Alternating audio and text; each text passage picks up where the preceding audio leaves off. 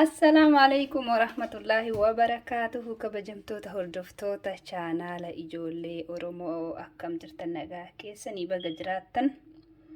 Deebi'ee dhufee jira hordoftoota keenyaa kunoo guyyaa har'aa viidiyoo addaa qabadhee dhufaa jira jechuudha.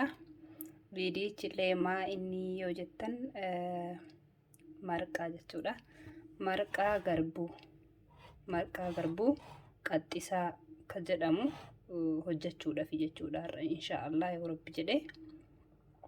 Innis daakuun asitti argitan kun daakuu garbuutii ka bilchaatee jechuudha. Hanga tokko ka ho'ifamee akka bachoo yookiin shakakaattillee sirriitti ka bilchaate osoo hin taane ka bilcheeffamee amma tokko jechuudha. Daakuun kuni daakuu garbuutii akkuma isinitti hime. Akka biyya keenyaa bilchaatee geessee ka daakame osoo hin tahin daakuma dheedhii deebisnee bilcheessinaa jechuudha. Ibidda gubbatti yookaan immoo ovenii keessatti bilcheessuu dandeenya jechuudha daakuu kana. Akkasii mee daakuun kun ka akkamii akka ta'e mee isin agarsiisa. Daakichi isa kana jechuudha. Akka biyyaan amma jiruutti kana jechuudha. Daakuu garbuu argachuudhaaf isa kana bitachuu qabanii jechuudha. Kunoo kanarraa hir'iseetii ho'isee jira jechuudha. Akkasii amma akkaataa inni itti hojjetamu waliin kan itti fufnu tahaa jechuudha. Turtiin keessan hanga dhumaatti na wajjiin haa ta'u. Immoo warri haarawaa taatan sabiskiraayib godhaa daawwadhaa isiniin jedha. Akkasii kan wantoonni nu barbaachisan kunoo kuni daakuudha. Asitti sooqiddaa isiniin jedha. Bishaani hanga ta'e tokko dhadhaadha jechuudha. Hayyee bishaan kana yeroo isoon quncee tana keessa buusaa jechuudha. Foolii gaarii fi xiqqoo bareedaa godha. Keessa kaa'ee waliin ho'isa jechuudha. Gizee takka yoo ho'isanii nomaa rakkoo hin fidu jechuudha. Irra deddeebisanii ho'isuun gaarii miti malee maashina keessatti. Kun hordoftoota biyya bishaan qabbanaa itti naqataa jira jechuudha.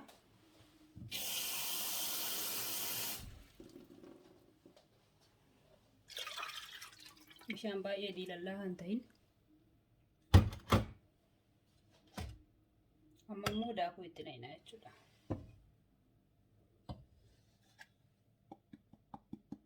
Hanga ammaa ibiddi jala hin qabsiifamne. Amma kana nu barbaachisa. Sirriitti wal fudhachiisna bishaan kanaa fi daakuu jechuudha. Bishaan kun hedduu qabbanaa ta'uu hin barbaachisu, ho'allee ta'uu hin barbaachisu jechuudha. Daakuu kana keessa akka nama jalaa hin kurkurfanneef jechuudha. Akka biyya keenya sanitti humnaan keessaa baasuu hin barbaachisu. Kun oyitee miti. Wanti itti fayyadamnullee mooqqaa marqaaf mijataa biyya keenya sanii miti jechuudha. Saniifuu haala irra salphaa ta'e. Maatiin keenya haawwanni keenya hedduu humna qaban. Hin danda'anii wanta guddaa sanitti godhu jechuudha.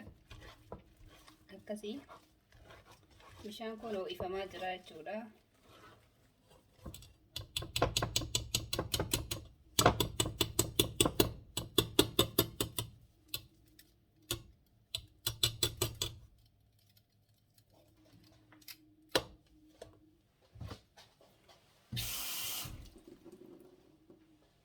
Bishaan xiqqoo itti dabalachuu nu barbaachisa. Walumaa galatti burcuqqoo san 2 guutuudha jechuudha. Amma sirriitti waliin dhawina. Sirriitti wal fudhachiifna akka daakuu fi bishaan akka gaariitti wal fudhatutti jechuudha.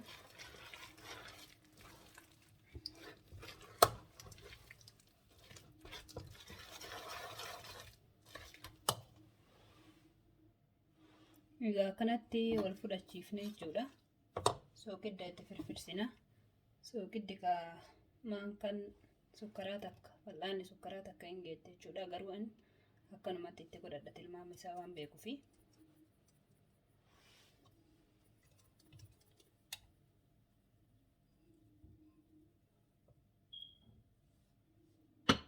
Akkasii jechuudha. Itti godhee jira.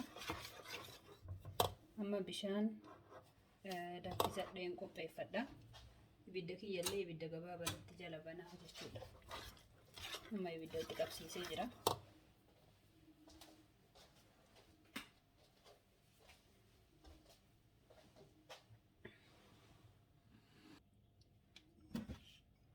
Amma inshaallah bishaan danfisame ka mi'eessituu garaagaraa qabu san qopheessee jira jechuudha. Isa irra buusa.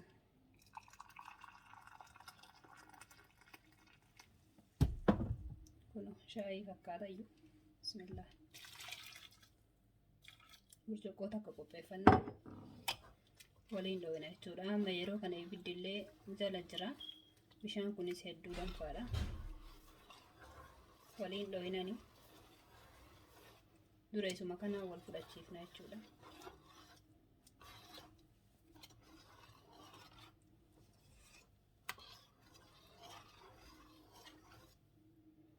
Amma bulluqateera jechuun keessan hin oolu. Inni hin jabaata jechuudha. Sababa bishaan qabbanaa xiqqoo qabbanaa'u keessatti waan godhameefi saniif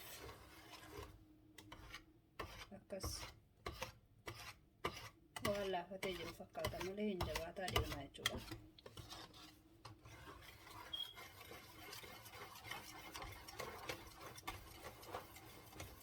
Marqaan garbuu kaa maashaallah baay'ee jabaadha. Biyya keenyatti namni caphee fi namni dahee fi miidhama garaagaraa akka qabu humna akka barbaadu isa fayyadamaa jechuudha. Kana caalaa warri doktoraa irraa himan faayidaa isa.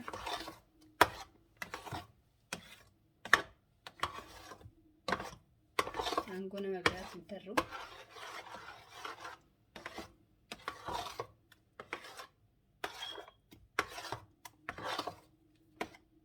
Akkasii amma deebisnee gadi qadaannaa jechuudha.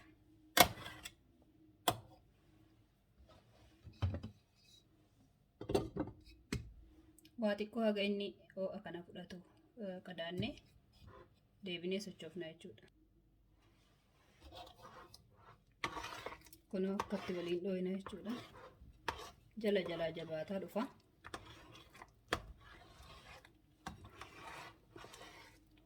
Amma kun inni jabaatee asirratti qabateera.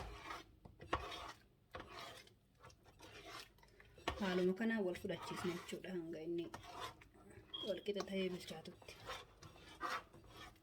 Durumallee daakuun isaa bilchaatee waan jiruuf hedduu hin turu. Yeroo gabaabaa keessatti bilchaataa jechuudha.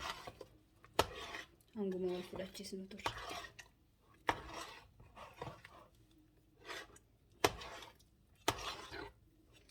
Akka biyya keenyaa san callisanii bishaan danfatti gadi yoo naqan immoo daakuun isaa akka malee bullaa'aa waan ta'eef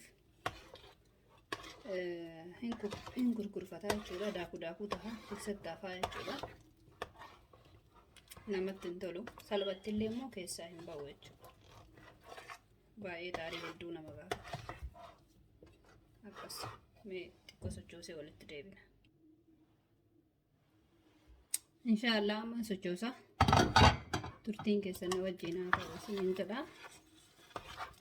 Mee osuma marqa kana hojjennu waan tokko isin gaafadha. Marqaan kun akka naannaa keessanitti maal jedhama isiniin jedha dura dursu. Marqi garbuu egaa akaayame yookiin ho'ifame daakamee marqamu maal jedhama akka naannawaa keessanitti maal jettaniini yeroo akkamii nyaatamaa isiniin jedha. Akka naannaa keenyatti qaxxisaa jedhaniini garbuu akaayaniiti irraa maal isaa irraa baasanii akkasitti waa meeqa keessa darbee daakamee marqamaa jechuudha. Mee maal jettaniin isin biratti maal jedha? Marqi maashaallah namatti tola.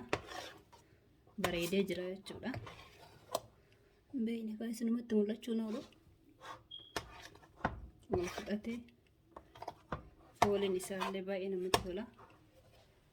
Suma jennu immoo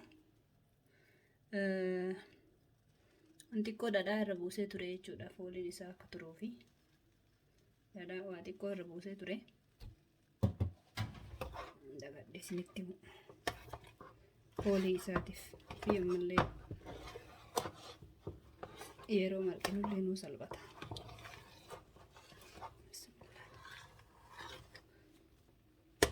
Akkasii jechuudha. Amma gara bilchaachuu dhiyaatee jira. Maashaallah fooliin isaa akka malee urgaa'ee namatti tola jechuudha. Amma yeroo kana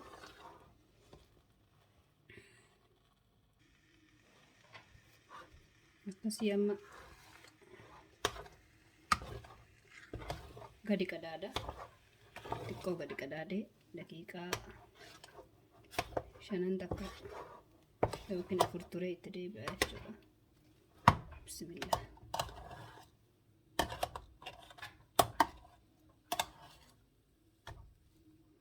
Yeroo qadaannu waan ta'ee jala buusuu barbaachisa jechuudha. Bishaan mi'eessituu qabu kana isuma jala buufadhaani waa xiqqoo jechaadha akka sirriitti bilchaatuu fi akkasumas gadillee hin qaban.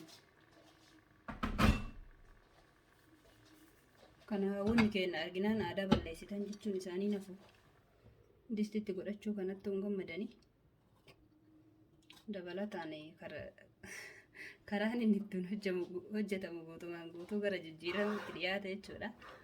Akkasii haala yeroo duukaa fi akka iddoon mijatetti akkanatti hojjetamaa jira jechuudha. Marqaan inshaallah yeroo bilchaatetti walitti deebinaa isiniin jedha. Turtiin keessan na wajjin haa ta'u. Haga dhumaatti daawwachuu yaadadha. Hin dagatinaati. Subscribe godhaa, like godhaa, yoo isinitti tole immoo share godhaa isiniin jedha. Akkas turtiin keessan na amma maashaallah kun akkatti urgaa'ee hafuura dhahee aarri isaa ol bahaa jira jechuudha. Mee ammoo sochoosa.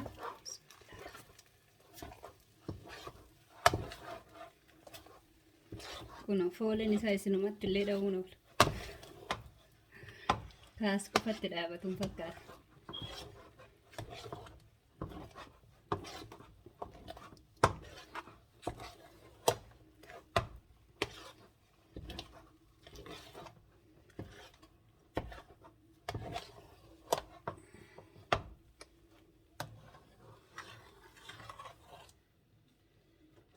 Inshaallah jibbaata isa dhumaa itti qadaada jechuudha. Daqiiqaa xiqqoodhaaf booda baasee walitti deebinaa.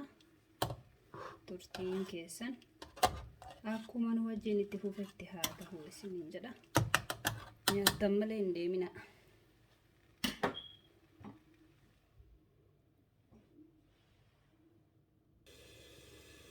Marqichi bilchaatee jira jechuudha. Hordoftoota keenya hamma meeshaa itti baafadhu lama qopheeffadhee jira. Asii barbareedha. Kun immoo dhadhaa waa xiqqoo. Akkasii barbaree tana kana jala buufannaa jechuudha dura. Akka barbaree fi dhadhaa jala buufannaa jechuudha. Akka gadi hin qabanneef jechuudha. Isaanii kana keessatti garabachuu akka dandeenyuuf jechuudha. Akkasii dhadhaa kanallee irra buufannaa. Bismillah. Akkasitti booda waliin dhooyinaa jechuudha meeshaa isaa kana keessa. Waliin dhooyinaa. Akkasitti gara hunda waliin geenna. Kunoo marqi keenya bilchaatee jira jechuudha. Amma ka baasnu taha.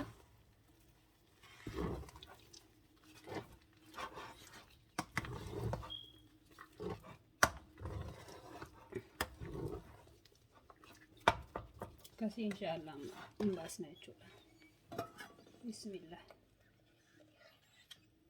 Viidiyoon akkasinitti dheerennee fi baasee walitti deebina.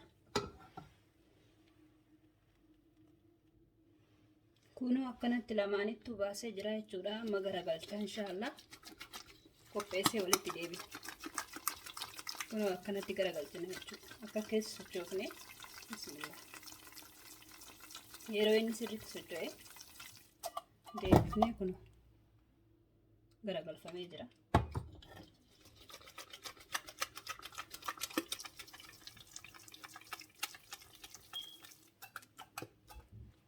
Garagalfamee jira jechuudha. Akkasii sirreessee walitti deebina. Kunoo qophaa'eera, xumuramee jira jechuudha. Inshaallah mee itti dhiyeessee isinitti agarsiisa. Kunoo kabajamtoota hordoftoota chaanaala ijoollee Oromoo shananii xumuramee jira jechuudha. Marqi maashaallah. Kunoo koottaa nyaadhaa dhugaa isiniin jedha. Kunoo akkatti xumuramee maashaallah laalamee isinitti tole. Kana fakkaata marqi garbuu qaxxisaan jechuudha. Wallahi dhugumatti nyaata keessaa nyaata hedduu bareedadha. Yeroo ramadaana hedduu nyaanna garuu wayita kaan irraa turre xiqqoo irraa turre jira jechuudha. Nufi kiyyaayyuu nyaachuudhaaf hawwiin eeggataa jira jechuudha. Koottaan wajjin nyaadhaa isiniin jedha. Kunoo akka bira jirullee kana fakkaata dabalataan. Akkasii buusan isaaf qopheessine immoo kunoo bismillah. Kun dhadhaadha. Kana caalaa ittiin hin nyaannu jechuudha. Inni akkasitti hafe kunoo aanan kun aanan itti akka itite jechuudha.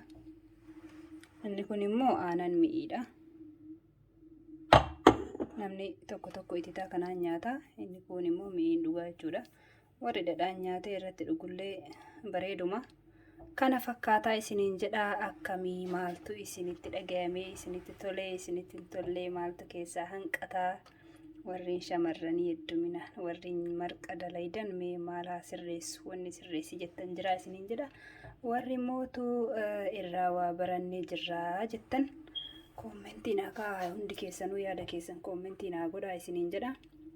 Kunoo biyya ambaa keessattis marqa akkatti dalagannee nyaachuu dandeenya isiniin jedha. Homaa rakkoon hin jiru.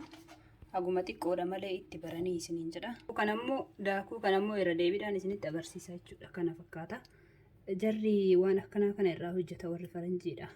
Waan akka maali qorshoo wayii waan qixxaa goggoyduu takka jechuudha. Isaa fakkii isaa wajjin kaayanii yeroo baay'ee jechuudha. Garbuu harcee garbuu jechuudha kuni. Afaan biyya kanaatiin kaa Ingiliffallee miti. Akkasii marqichi kana fakkaataa maashaallah hedduu namatti tolaa qophaa'ee jira jechuudha. Nyaatuudhaaf amma namni akkasii isinillee koottaa nyaadhaa dhugaa mana kana seentan nyaattan dhugidan malee gammaddan taphattan malee hin baatan isiniin jedha.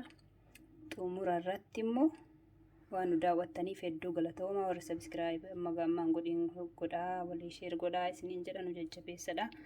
Garee warri qabdan garee irratti erguudhaan karaa adda addaatiin nu jajjabeessaa isiniin jedha waan dandeettaniini. Akkana kunoo haati ijoollee shananii marqa qopheessiteetiniin jirti. Xumura irratti maal isiniin jedha ka? Hiibboo isinitti eebbifadheeti nagaatti isiniin jedha. Hiibboo na jalaa qabdan jedhe yaada. Aayyan ijaartee abbaan galee diigee deebii isaa koomentii jalatti naaf kennaa isiniin jedha. Deebii isaa koomentii jala naa kaa'adha. Hiibboo yeroo ijoollummaa kan namni hiibbifatu. Aayyoniin ijaartee abbaan galee diigee jetti hiibboni akkasii. Nagaan na jiraadha waan daawwattaniif hedduu galatoomaa isiniin jedheetiniin jira. Assalaamu alaykum warahmatullaahi wabarakaatuhu. Turtii gaarii qabaadha isiniin jedha.